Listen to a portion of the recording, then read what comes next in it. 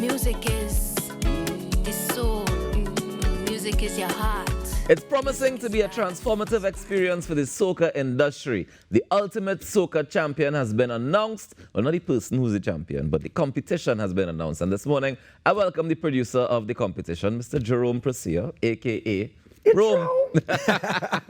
It's Rome! Good morning, my brother. How are you? Good morning. Like I live in here, boy. But at this point, we might as well get you a walk. But I feel like you have enough media work as it is. Oh, Lord. Oh, How Lord. things? Great. It's great to be here. Let me say congratulations on the Carnival Catwalk. Officially saying congratulations on television because we were there last week, week before at the launch. Yeah. And absolutely amazing quality. It was brilliant to see our designers on display, our work on display, our culture on display, and the integration of it with fashion and the integration of it with the international participants as well. Absolutely well done. Well done. Thank Congratulations you. to you and the Thank team. you. Yeah. And you all have this competition on now. Yeah, from one to the next. From one to the next. No sleep. Yeah, no yeah. sleep at all. But you're a fella like that. Boy. I want to start with the name. The Ultimate Soca Champion. Why that name? Why that name? So, I mean, we had to come up with a couple names as options because we couldn't use the last name, Naturally. obviously, Right. the Soca Monarch, because that is trademarked and that's owned by a specific company. So we said, okay, we toyed around with a couple names. And this one popped out because we said we wanted this competition to be the champion of all champions. So because we wanted to be an international competition where we invite champions of soca from all the different islands and from all around the world in terms of the different cities, because Trinidad and Tobago has exported the Carnival brand, the Carnival product, not only through the Caribbean but across the world. There's a Carnival in Dubai, in Miami, in Toronto, all over. I had the German ambassador here this morning telling me they have Carnival in Germany. See, Carnival in so- Germany. I went to Rotterdam and they have Carnival in Rotterdam as well. See what I So mean? we know that we have soca being rep in Japan as Yeah, well. We have Japan as soca well. represented all over the world. So we want to invite everyone who is involved in soca, bring your champion and come here to the ultimate soca champion where we will crown the winner. Because as much as those champions are their champions in their specific countries or cities, everybody still knows Trinidad and Tobago as a mecca. So, and we are very welcoming kind of people. Most times. Yeah, in terms of we will welcome the others to come here and compete, Yes. and you don't really get a reception in all the other places. And I Okay. understand why they are smaller and they try to defend their own, but we welcome everyone here. We know that we are the biggest. Yeah. So that's what we're doing with the Ultimate Soca Champion. All right, now break down the competition for me because I understand that they have three aspects to it. We have the youth aspect of it, the Ultimate Soca Champion, and then the reality TV aspect of things, right? Right, So, so- the youth soca competition. Tell me about the youth So soca champion. we found as though there was a gap. Right. Long ago, there was a show called Synergy Soca Star, right? And that birthed a lot of new soca artists. There was Voice and Pretty and Umi Marcano, Umi and Fireball and all. They came out of that. And with the absence of that, then they had Soca Monarch, which was for the big dogs. Right. And we felt as though, okay, they were too young to enter that, and that show disappeared. So what's going to happen for the youths? There wasn't a platform to give them an But opportunity. it's still have junior soca monarch. But Junior Soca Monarch is really up to 19 years old, and Right. it's more like for the school kids. Right. So there is a gap between the ages of what we saw, 16 to 25 years old, Okay. to give them an opportunity. So we said, you know what, we're going to involve a youth element into this thing. So the age group is 16 to 25 years old, and they will be given the opportunity. The first prize for that is $200,000, and they will be given mentorship. So we have like vocal coaches, performance coaches, people to help them with their props and all of that, to help develop the artists, Right. show them the business of music, all of those things, to help develop them. Can I compete in both the youth soca champion and the ultimate soca champion? Well, I think you are a bit older Well, than not the me, but I mean generally. If I were No, to, you can't. You can't do both. No, so you have to decide. If you think your song or you as an artist, you're good enough to enter the ultimate soca champion, you have to go there. If you think you want to just stick with your age group and go with the youth, then you go in there, but you can't enter both. All right, tell me about the ultimate soca champion now. Top the artists from ultimate- across the region, international, Trinidad, Yes. everybody.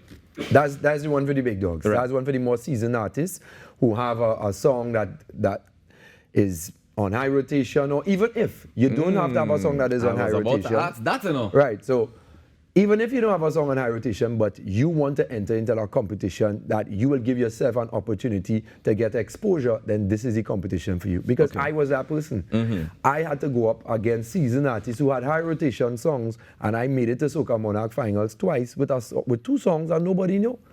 and placed well Right. and put on a great display Right. and got opportunities after that. People were like, who's this man, boy? He could perform. And then I got bookings from my Soca Monarch performance. Yeah, they say that was the platform where people would look to see who the cream of the crop would be, with not just for the first place, but everybody who made it to the finals. Yeah. They would consider them to be the cream of the crop. But now this is creme de la creme because the finals are going to be 5 Youth Soca Champion finalists and 10 Ultimate Soca Champion finalists. So Okay. it is very, very small. Yeah. So if you make the top 10, it means that you are in the top 10 of Soca artists for the season. Well, based on who enters. Right. So I understand that there's no groovy power separation anymore. Everything is just one, right? No, it's so one. what's the criteria, for example, to make it past the prelims into the semis to start with? So what is going to happen is this Saturday at SAPA, we have the auditions. And we're going to have walk-in auditions, and we're also going to have video submissions as auditions. Right. So what we're saying is that if you're a more seasoned artist and you're performing in front of a crowd of over 1,000 people, you would qualify for video submissions. If you're not and you're a more emerging artist, make sure you find yourself in the walk-in auditions. Okay. If you're an artist outside of Trinidad and Tobago and you can't make the walk-in auditions, we'll allow the video submissions. So let me say, this just to throw out an example, right? If Bungie Garden wanted to enter the competition, all he could do is send one of those videos of Carriot being performed, and he could say, Yep. here, look that. Yep. And that's enough. No, so it'll be 3 videos. So okay. for the video submission, because this is a reality TV show aspect, so we're following the formats of like The Voice, America's Got Talent, those sort of shows. So we have 3 video submissions. One is you singing the song yourself. 2 would be footage of you performing in front of a large audience to make sure that you're a seasoned artist. Right. And 3 would be what we call the artist slate, saying, hi, I am Remy, I am Raucus, I am representing whichever area you're from, if Right. it's Diego Martin, Arima, wherever you're from. I will be the ultimate soca champion because XYZ, I bring in energy to the stage, and this is my song, whatever. Because a slate gives us an intro into us playing your video submission to the audience, because again, it's a TV show.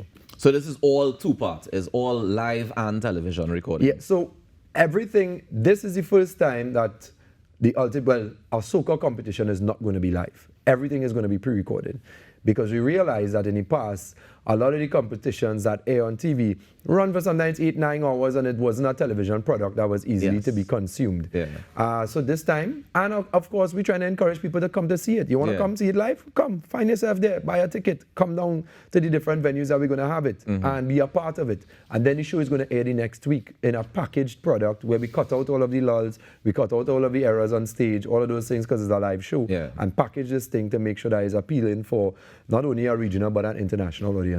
All right, so let's go back to the dates that we need to remember. We have the audition date, which is you mentioned as in this Saturday. This Saturday at SAPA from 9 a.m. Right. Every artist come with your track, or if you want to come with an instrumentalist, just make sure you have no lead vocals on your track. Head down there, find yourself there for 9 a.m.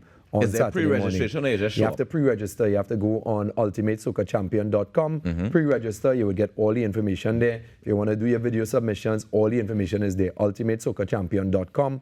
Get everything, submit. You have 1 week. So when are the video auditions open from? From now, from this morning. From this morning. And it ends at midnight on Sunday. Midnight on Sunday, midnight on Saturday. Well, actually, it'll be midnight on Saturday because I know they have video auditions, submission review on Sunday. Okay. So it's midnight on Saturday, my mistake. All right, no problem. And the semi-finals will be happening when and where? Semi-finals be happening on February the 9th at Naparima Bowl, the amphitheater. How many persons are we expecting in the semi-finals? 40 semi-finalists. So we would have 10 youth semi-finalists, and we'll have 30 Ultimate Soca Champion semi-finalists. And it's happening at Naparima Bowl, is it? Naparima Bowl. Very interesting choice to do the first 2 parts of it in South. Why? Yeah, well, 1 was availability of venues. Right. And 2, we always wanted to use Naparima Bowl because I like that amphitheater feel. How it comes down to the stage and you have the lineup. It looked good. When we check it out on camera, it looked good. Ah, okay. All right. And where the finals are going to be on Carnival Thursday? Carnival Thursday. Not Carnival Thursday. The Thursday before Carnival Thursday. Oh, the Thursday before Carnival So Thursday. the Thursday before Army Fete. Right. We have, is the 20th, February That's the 20th of February. Yeah. That's even before Calypso Monarchs semis? Yeah, before everything. Very so the interesting. reason why we're doing To that package too it. is to package it because we wanted to air in Carnival week. But we need to get time for post-production to package this thing so when it airs, people see a nice, polished product. But what has historically happened in competitions of this nature is that we see songs building up for the Carnival season, right? And sometimes the week before Carnival is when that that song that was billing all the time that you didn't expect to hit, all of a sudden becomes a monster track. Right. So what happens in the case of this competition where you might have a song that, let's say, is the biggest song right now, but by the time the show airs the following week, it's not the biggest song anymore. Does that matter? No, because we judge them based on your performance on the night. Right. So as much as you have people who will have familiar songs and all of that, it doesn't really matter. Whether the crowd knows your song or not, it depends on your performance on the stage.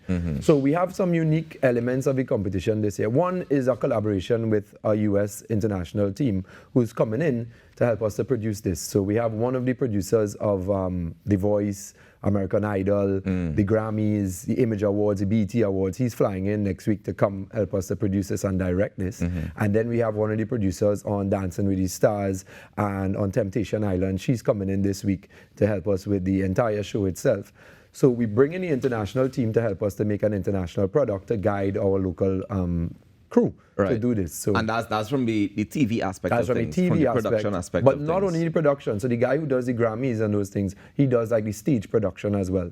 So he's handling all of the stage production, and the lady Shauna, she's going to handle the TV side of things to make sure that we merge the both. Tell me about the judging criteria. So the judging criteria for the auditions will be based on your vocal ability, it will be based on your performance, and it will be based on the music and lyrics of the track. Right. And then when it comes to the semifinals and finals, we have those same criteria, but we adding the crowd response. Okay. In the finals, there's a voting element as well, and we would have a wow factor. So sometimes when you're doing your performance on a stage like that, you hear Ding Dong jump off the stage. That I hear Marshall fly out of the crowd. Right. That I hear Bungie coming on a zip line. Those are what we consider wow factors. So we want to encourage all of the artists, because it's of a television production, that you have a wow factor. That people say, hey, I remember when so-and-so did this in his performance. So as much as you have a grand performance overall, you must have a wow factor if you want to get those points. So there's a wow factor points. Yeah, wow factor points. Crowd response points higher this year because what we're doing is that we want to encourage the artists to build your fan base. Each artist is going to have to select randomly a color, and all of your supporters will come in that color. So let's say you're an artist and you pick red, your whole posse will come in red. We're going to assign flag crews to everyone. So you have your big flag and your team assign flag crews, you said? Yeah. So we're going to be liaising with there's actually a flag crew association. Yeah. I'm not surprised by that. Right. So you have the Two-Face and the this and the that. So we're in talks with them to make sure that we have a partnership to give the artists a flag crew assignment, so we help build our fan base. That's very interesting, because I know that historically that sort of thing happened almost naturally. Right. So that artists would have support from the different flag crews based on their presence during the carnival season, their fete. So is it like we kind of creating vibes? So we had to build back this thing. Right. Remember, we're building this from scratch. So what we're going to do is to help the artists again to build their fan bases. With the color thing, is like a sports. You ever went to like a corporate sports and you have your team? That's how it feels. Right. So we're building those teams to get that support behind it. And then another element that we put is a youth zone. Long ago, I used to go to Youth Fest. Well, I wanted to go to Youth Fest. I never got the opportunity to go to Youth Fest, and I always heard about it. My parents never allowed me to go because they were very Mary and apprehensive about that kind of thing, right? Look at you now. Look at you now. Singing clean songs for dirty minds. So this year we're doing a youth zone, which will be non-alcoholic zone, to encourage some of the younger people to come out to these type of events. They will be sectioned off from the adults, and they will get to come and cheer on their youth Soca Champion. Okay, nice. And the finals, where are the finals taking place? So I don't want to give out the venue for the finals because it's still in the negotiation phase, but as of today, we should have the final confirmation on that. All right, fantastic. So we video submissions open from today. We have the prelims happening Saturday at Sapo.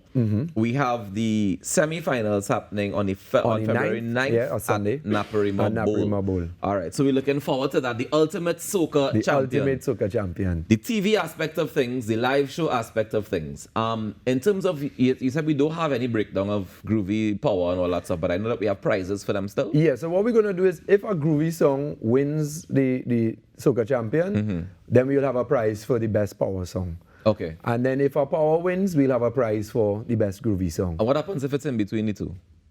Well, where does groovy and power separate? I think we will have to determine that based on the BPM of the song. Original BPM or the perform that BPM? No, we will do the original BPM of the song to qualify if it's a groovy or if it's a power. All right, So those of us fantastic. in the music business, we will know.